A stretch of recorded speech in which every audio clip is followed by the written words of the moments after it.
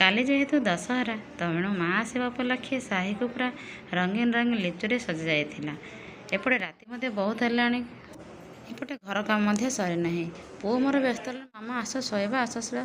ମୁଁ ରହରେ ବାବା, ମୋର ସବୁ କାମ ସରିଯାଉ ତାପରେ ମୁଁ ଶୋଇପଡ଼ିବି। ଲାଗି ପଡ଼ିଲେ ମୋର କର୍ମକ୍ଷେତ୍ରରେ। ମସଲା ଡବା ଗୁଡ଼ିକ ବେଶୀ ତେଲିଆ ହେଇଯିବାରୁ ମୁଁ ସେମାନଙ୍କୁ ସଫାସୁତୁରା କରି ସେଥିରେ ମସଲା ଭରି ଦେଇଥିଲି। ଆମ ସ୍ତ୍ରୀ ଲୋକମାନଙ୍କର କାମ ଯେତେ କଲେ ବି ସରୁନଥାଏ। କେତେବେଳେ ଯେ ସରିବ ମୁଁ ଟିକେ ବିଶ୍ରାମ ନେଇ ପୁଣି ଲାଗି ପଡ଼ିବି ସକାଳର କାମ ପାଇଁ। ଏପଟେ ସବୁ ଡବା ଗୁଡ଼ିକରେ ମସଲା ଭରି ଦେଇଥିଲି। କେଉଁଥିରେ ହଳଦୀ, କେଉଁଥିରେ ଜିରା, କେଉଁଥିରେ ସୋରିଷ, କେଉଁଥିରେ ଲଙ୍କାଗୁଣ୍ଡ, ଅଦା ରସୁଣ ସବୁ ଗୁଡ଼ାକ ମୁଁ ସାଇଜ୍ କରିକି ସବୁ ଜିନିଷରେ ଭରି ଦେଇଥାଏ। ଏପଟେ ପିଲାମାନେ ବି ଶୋଇ ପଡ଼ିଥିଲେ। ଏପଟେ ଚାଲିଗଲି ମୁଁ ଗ୍ୟାସ୍କୁ ପୋଛାପୋଛି କରିବା ପାଇଁ। ପରିବା ଗୁଡ଼ାକ ମଧ୍ୟ ତା ଷ୍ଟାଣ୍ଡରେ ଥୋଇଦେଲି। ଡବା ଡବି ଗୁଡ଼ିକ ମଧ୍ୟ ତା ଜାଗାରେ ରଖିଦେଲି।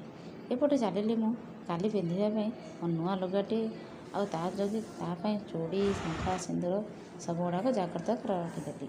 ଯଦି ଭିଡ଼ିଓଟି ଭଲ ଲାଗିବେ ତ ସବସ୍କ୍ରାଇବ୍ଟି ନିଶ୍ଚିତ କରିଦେବେ। ରହୁଛି, ନମସ୍କାର।